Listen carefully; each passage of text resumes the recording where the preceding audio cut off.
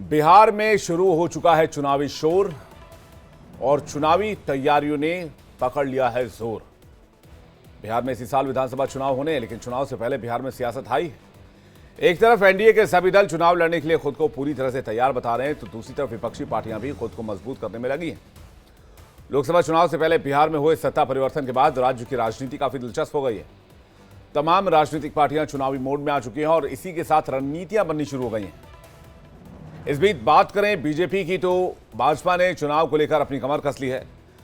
दलित voters को साधने के लिए मेगा प्लान तैयार किया गया है। बीजेपी बिहार में दलित वोट बैंक भी अपने पाले में लाने के लिए प्लान बना चुकी है। पार्टी ने हर राज्य में हर वर्ग को अपने साथ लाने की तैयारी की है। बीजेपी को भरोसा देने वाले सीएम नीतीश कुमार ने तो पहले ही साफ कर दिया था कि अब कुछ भी हो जाए वो बीजेपी को छोड़कर कहीं नहीं जाएंगे, लेकिन चिराग पासवान भी इस चुनाव में खासी भूमिका में नजर आ सकते हैं। जी हां, चिराग पासवान अब केंद्र की राजनीति से हटकर खुद की राज्य की राजनीति में जाने की इच्छा जता रहे हैं। भले ही एनडीए अपनी तैयारी का खाका तैयार कर चुका हो, लेकिन क्या बिहार की कुर्सी को लेकर घमासान होने वाला है?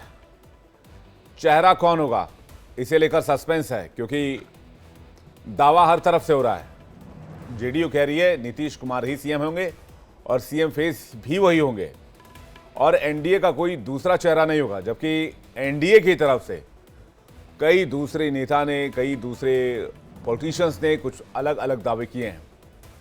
इसलिए कयास ये लगाए जा रहे हैं, इस कुर्सी के कई नाम हैं जिसमें नीतीश कुमार, सम्राट चौधरी, चिराग पासवान सब खासम खास चेहरे बने हुए हैं। दूसरी तरफ आरजेडी, कांग्रेस जैसे विपक्षी दल भी लगातार जनता का भरोसा जीतने के लिए प्लान बना रहे हैं।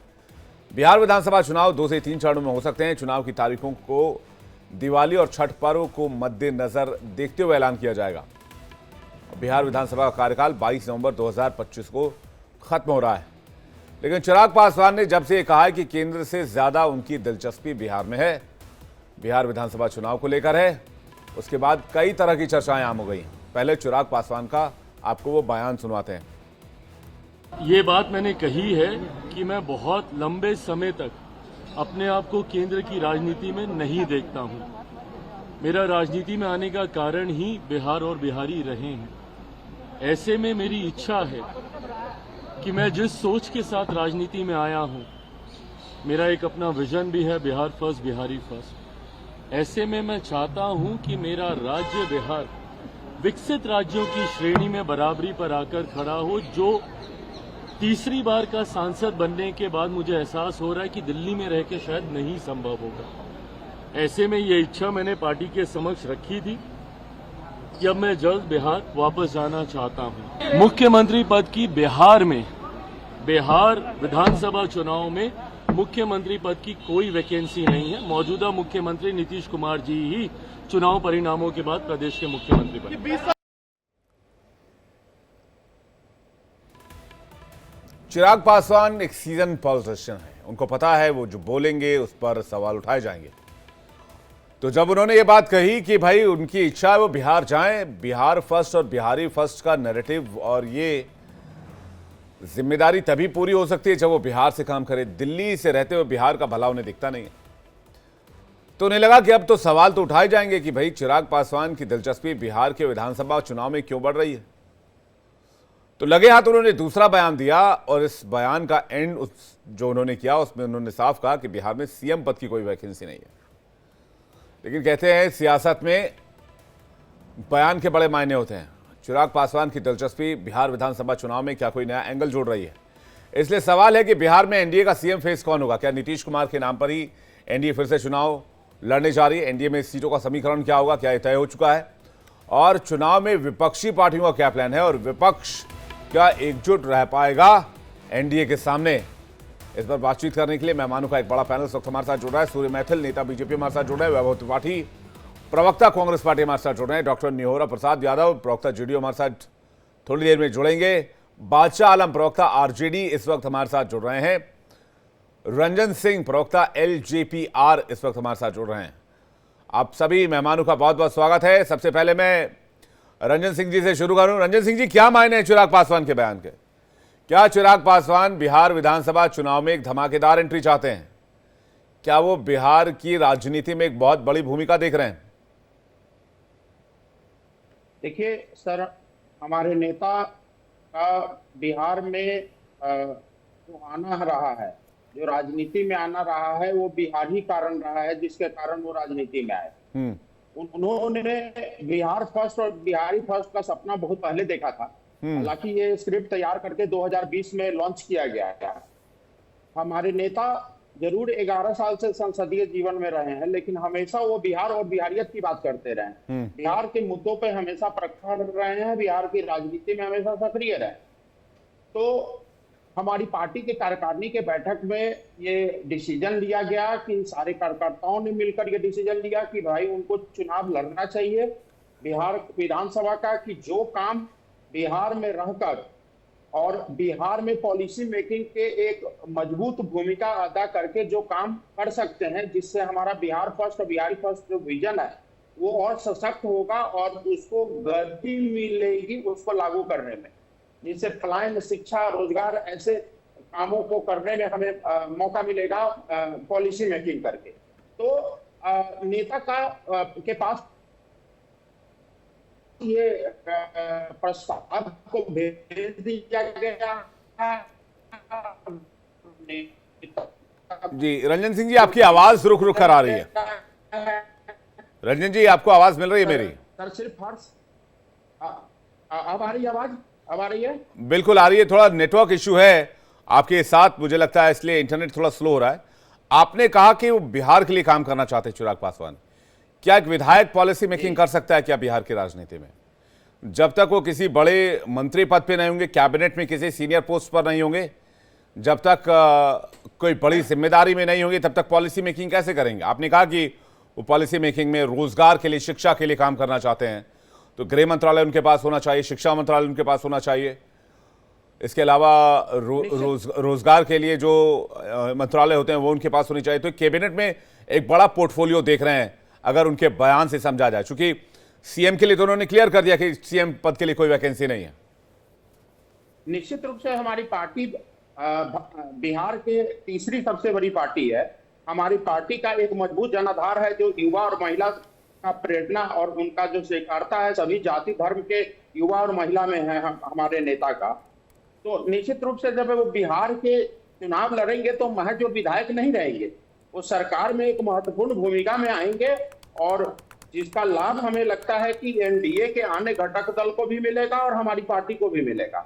तो ये तो सवाल ही नहीं है कि बतौर वो विधायक काम करेंगे। वो तो जब भी यहाँ काम करेंगे तो विधानसभा में एक मजबूत पॉलिसी मेकर की भूमिका में रहेंगे, या तो सीएम बनकर भी कर सकते हैं। नहीं, सीएम की तो बात नहीं है सर। सीएम तो हम लोगों ने कह चुके हैं, हमारे नेता कह चुके हैं कि आदरणीय नीतीश कुमार जी के नेतृत्व में हमारा चुनाव होगा और वही सीएम फेस होंगे। लेकिन जरूरी नहीं कि सिर्फ सीएम बन रह के ही, सीएम अगर हमारे हैं, सीएम हमारे गठबंधन के हैं हमारे, तो हमको लगता है कि अगर आदरणीय चिराग पासवान जी बिहार विधानसभा में अपना प्रतिनिधित्व देते हैं तो वो पॉलिसी मेकिंग में हमारे बिहार फर्स्ट, बिहारी फर्स्ट की भूमिका को बेहतर कर सकते हैं, बेहतरीन कर सकते हैं। तो चिराग भाई ने अभी से गमछा रख दिया, या यूं कहें कि एलजेपीआर ने अभी से गमछा रख दिया है? अभी तो इलेक्शन होने बाकी है, जीतना बाकी है, क्योंकि कांग्रेस अलग ताल ठोक रही है, आरजेडी अलग ताल ठोक रही है। मैं बादशाह आलम और वैभव त्रिपाठी जी के पास जाऊं, उससे पहले मैं जरा सूर्य मैथिल जी का रुख कर लूं। सूर्य मैथिल जी, क्या सहमत हैं इस बात से कि नीतीश कुमार के नेतृत्व में और नीतीश कुमार के चेहरे पर ही बिहार विधानसभा चुनाव एनडीए लड़ने जा रही है 2025 अंत में? धन्यवाद विवेक जी। पहले तो आपको और पूरे देश को भारत माता की जय, वंदे मातरम। थोड़ा आवाज इको कर रही है, कहिए पीसीआर को ठीक करेगी जी। और देखिए, आपने जो प्रश्न उठाया, स्पष्ट शब्दों में मैं एक लाइन में उत्तर दे दूं कि एनडीए के अंदर सब कुछ सही है, हम सब एक हैं और हम नीतीश बाबू के नेतृत्व में ही चुनाव लड़ेंगे और उनको ही मुख्यमंत्री दोबारा से बनाया जाएगा। ये स्पष्ट है, इसमें कोई इफ एंड बट नहीं है, कहीं कोई वैचारिक मतभेद नहीं है। हम लोग स्पष्ट रूप से कार्य करते हैं। ये जो बिन दूल्हे की बारात जो है ना, ये जो इंडी और घमंडी गठबंधन है उसके लिए छोड़ देते हैं कि मैं बनूंगा दूल्हा या मैं बनूंगा दूल्हा। ये जो चीजें हैं ये हमारे यहाँ नहीं होती है। हमारे यहाँ पर सीधी चीजें होती है, पॉलिसी स्ट्रेट फॉरवर्ड होती है। हम विकास के लिए कार्य करते हैं और हम एक नेतृत्व में विश्वास करते हैं। लेकिन नायब सिंह सैनी थोड़े दिन पहले बिहार के दौरे पर उन्होंने कहा था कि भाई ये तो विधायक दल तय करेगा सीएम कौन होगा। उनके बयान पर काफी घमासान हुआ था। देखिए विवेक जी, आप जो बयान की बात कर रहे हैं वो एक माननीय मुख्यमंत्री हरियाणा सरकार के द्वारा दिया गया कैजुअल बयान था। उनको पत्रकार ने पूछा था कि यहाँ पर विधायक के मुख्यमंत्री कैसे तय होता है, तो उन्होंने साफ बोला कि जो रीति नीति है विधायक दल जो है वो तय करेगा। पिछली बार भारतीय जनता पार्टी प्रदेश की सबसे बड़ी पार्टी बन के उभरी थी और उसके बाद भी हम लोगों ने प्री पोल अलायंस के रूप में जिस प्रकार से नीतीश बाबू को मुख्यमंत्री बनाया, ये बताता है कि हम लोग गठबंधन को साथ में लेके चलते हैं। हम लोग कांग्रेस की तरह नहीं है कि आधा इधर काट के लगा लेंगे आधा उधर काट के लगा लेंगे और बाकी जो बचेगा उसको जो है वो अपनी पार्टी में मिला लेंगे। तो आपने महाराष्ट्र में तो शिंदे जी को सीएम से डेप्यूटी बना दिया। विवेक जी, आप कैसी बातें कर रहे हैं? वहां पर तो तय ही नहीं था ना कि उनके चेहरे पर चुनाव लड़ा जाएगा। अच्छा, यहाँ तय है, चेहरे पर चुनाव लड़ा गया। जी जी जी, ये कह रहे हैं यहाँ तय है, इसमें कोई इफ एंड बट कोई डाउट नहीं है। बिल्कुल स्पष्ट माननीय प्रधानमंत्री जी और माननीय गृह मंत्री जी अमित शाह जी ने स्पष्ट तो कर दिया कि हम माननीय नीतीश कुमार जी के नेतृत्व में चुनाव लड़ेंगे और पुनः एक बार फिर से भारी बहुमत के संग एनडीए की सरकार बिहार में बनने जा रही है। जी ठीक है, वैभव त्रिपाठी कुछ कहना चाह रहे हैं, उसके बाद डॉक्टर निहोरा प्रसाद यादव जेडीयू से हमारे साथ जुड़ गए, उसके बाद मैं आ रहा हूं आपसे बयान के पास। वैभव त्रिपाठी जी। विवेक जी, बिहार की जनता सामाजिक न्याय और समावेशी विकास की बात करना चाहती है और उन्हीं लोगों के साथ जाएगी जो इसकी बात कर रहे हैं। सवाल यहाँ ये है कि चुनाव अभी दूर है, लेकिन भाजपा और उनके गठबंधन के जो साथी हैं वो मुख्यमंत्री खेलने लगे हैं। बिहार की जनता इतनी राजनीतिक रूप से परिपक्व जनता है कि वो जानती है कि किस तरीके से महाराष्ट्र में उद्धव जी को मुख्यमंत्री बनाते उनको बैकसीट पे फेंक दिया, वो अलग हो गए। और फिर शिंदे जी को किस तरीके से भाजपा के बहुत सारे नेता मंत्रीगण कहते थे कि वही हमारे मुख्यमंत्री हैं, वही हमारे मुख्यमंत्री का चेहरा है, और जैसे ही चुनाव परिणाम हुआ तो उनको बैक सीट पे डाला। तो बिहार की जनता इतनी परिपक्व है। सवाल ये है कि जो चिराग जी ये कह रहे हैं बिहार और बीस फर्स्ट, वो मौन हो जाते हैं जब मनरेगा का बजट 40% घटा दिया जाता है। ये वही ऐतिहासिक मनरेगा स्कीम है जिसने बिहार से पलायन को लगभग 60% तक रोक दिया। हम बात कर रहे हैं कि बिहार से पलायन ना हो, बिहार में रोजगार मिले, इसके लिए कांग्रेस और जो हमारा महागठबंधन है वो संकल्पित है। हमारे साथ जब नीतीश बाबू थे तो हमारे दबाव में वहां पे नौकरियों की बहार आई, और नौकरियों में जानते हैं बड़ा हास्यास्पद भी है, भाजपा के जो उत्तर प्रदेश के प्रदेश प्रवक्ता हैं उनकी बेटी को बिहार में नौकरी मिली, और लोगों ने गॉसिप में कहा उनसे कि अगर योगी सरकार यहाँ वैकेंसी निकाल देती तो आपको बेटी को बिहार में भेजना पड़ता। तो हम युवाओं को रोजगार देना चाहते हैं, नौकरी देना चाहते हैं, जातीय जनगणना के सीएम किसको बनाना चाहते हैं, सामाजिक न्याय कर। देखिए ऐसा है, कांग्रेस का इतिहास उठा के देखिए, कांग्रेस ने कभी भी चुनाव पूर्व किसी भी चेहरे की बात नहीं करी। आप उसके लिए आपको इतिहास देख लेना पड़ेगा। हम ये जानते हैं कि जो हमारा संविधान कहता है कि चुनाव होता है, जनता प्रतिनिधि चुनती है और प्रतिनिधि अपना नेता चुनता है, और चुनाव के बाद इस बात का निर्णय होगा। तो हमें इसमें कोई जल्दी नहीं है। अब हम यहाँ मुख्यमंत्री की भर्ती तो कर नहीं रहे हैं, मतलब आरजेडी पर भरोसा नहीं है आपको? प्लीज भैया, आप आरजेडी से ऊपर समझते हैं आपको प्रदेश में? अरे नहीं, आप जिस तरफ ले जाना चाहते हैं मैं उधर नहीं जाता। सवाल ये है कि मुख्यमंत्री की भर्ती हम नहीं करते, जनता निर्णय करती है कि किसकी सरकार बने, और जनप्रतिनिधि तय करते हैं कि कौन मुख्यमंत्री बने। ठीक है, यहाँ तो भर्ती चल रही है भाई, भाजपा, एलजेपी, जेडीयू ये सब लोग भर्ती कर रहे हैं कि कौन मुख्यमंत्री बनेगा कौन नहीं बनेगा, और बाद में क्या होता है वादा खिलाफी। बादशाह आलम जी जल्दी पूरा कर लीजिए प्लीज, जल्दी, हाँ जल्दी पूरा कर लीजिए, आपने बहुत मजेदार एंगल दे दिया डिबेट को।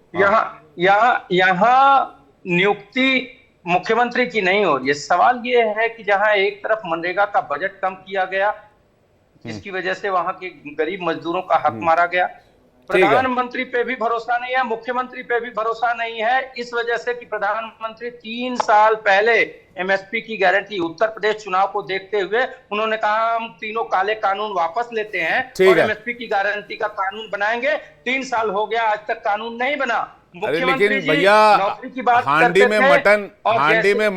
में मटन पकाकर लालू जी खिलाए थे, कम से कम एक बार तेजस्वी का नाम ले लिए होते, एक बार तेजस्वी जी का नाम ले, कोई गुनाह थोड़ी हुआ है, तेजस्वी जी का नाम ले लेते कोई गड़बड़ हो जाता क्या? ना विवेक जी, बिहार के जनमानस का मुद्दा महंगाई, बेरोजगारी, सामाजिक न्याय और तेजस्वी यादव जी उठा तो रहे हैं ये सब मुद्दा। हांडी चिकन मटन की जरूरत है और उसकी चर्चा करनी है, आप स्वतंत्र हैं, आप उसकी चर्चा कर सकते हैं। हम जनता के मूल मुद्दों की भी चर्चा करेंगे, महंगाई, बेरोजगारी, तो मतलब ठीक है, और बिहार की जनता बदलाव के लिए तैयार। भैया हमसे गलती हो गया, हम मान लेते हैं, लेकिन राहुल जी जो मटन पका रहे थे, बोलिए राहुल जी से भी गलती हुआ?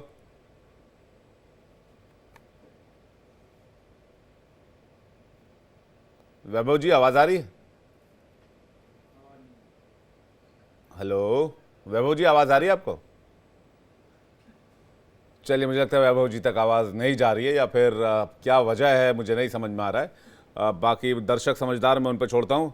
बादशाह आलम जी के पास जा रहा हूँ। दर्शक नेटवर्क का इशू था, अब आवाज आपकी आ रही है, आप बताएं, बोलिए। मैं कह रहा हूँ कि भैया आपने कहा, मुझे जिम्मेदार ठहरा दिया कि आपको हांडी चिकन, हांडी मटन समझ में आ रहा है। नहीं सर, लालू जी के घर पर राहुल जी खुद ये रेसिपी बना रहे थे, और चंद महीने पहले की बात है, और बाकायदा इसका वीडियो सोशल मीडिया पर पोस्ट किया गया था।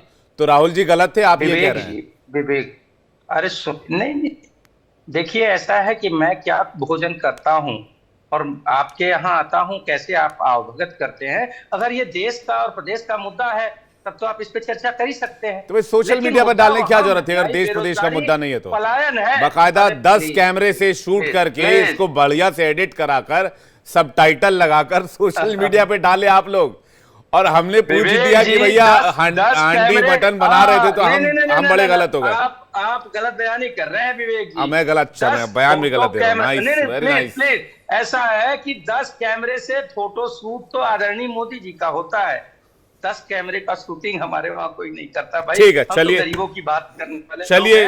और मैं आज भाई आपके टॉपिक पे डिबेट कर रहा था, आपके राज्य में गरीबों के घर में भी हांडी मटन और हांडी चिकन बने, यही उम्मीद करते हैं।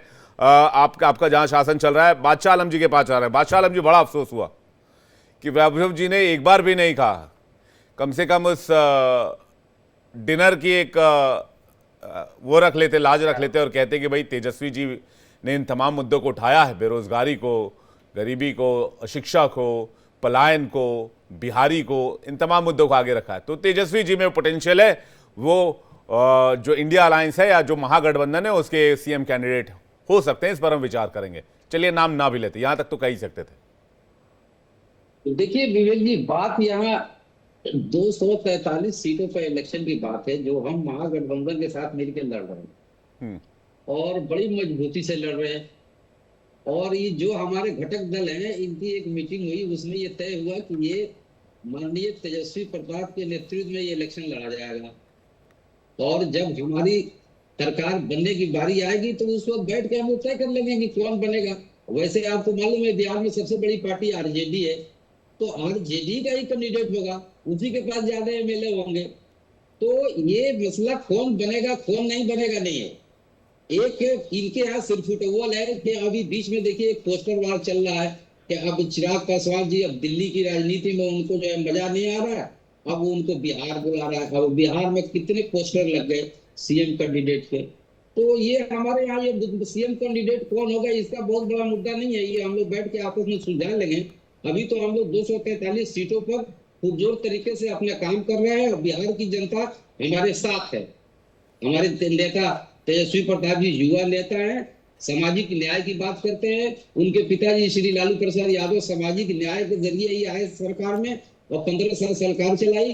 अब 20 साल से वो सरकार में नहीं है, लेकिन 20 साल से तो ये बीजेपी और जेडीयू सरकार में है, तो इनको अब सारे मसलों को सॉल्व करना चाहिए ना। अभी तो बेरोजगारी का क्या हाल है, चिकित्सा का क्या हाल है, शिक्षा का क्या हाल है, महंगाई अपने चरम सीमा पे है, गुंडे बिल्कुल खुल्लम खुल्ला घूम रहे हैं बिहार के अंदर, आए दिन मर्डर हो रहे हैं, बलात्कार हो रहा है। अब एक मुजफ्फरपुर की आपने कल ही खबर देखी है कि 11 साल की दलित बेटी के साथ सर वो ये मुद्दे आप चुनाव में लेकर जाएंगे?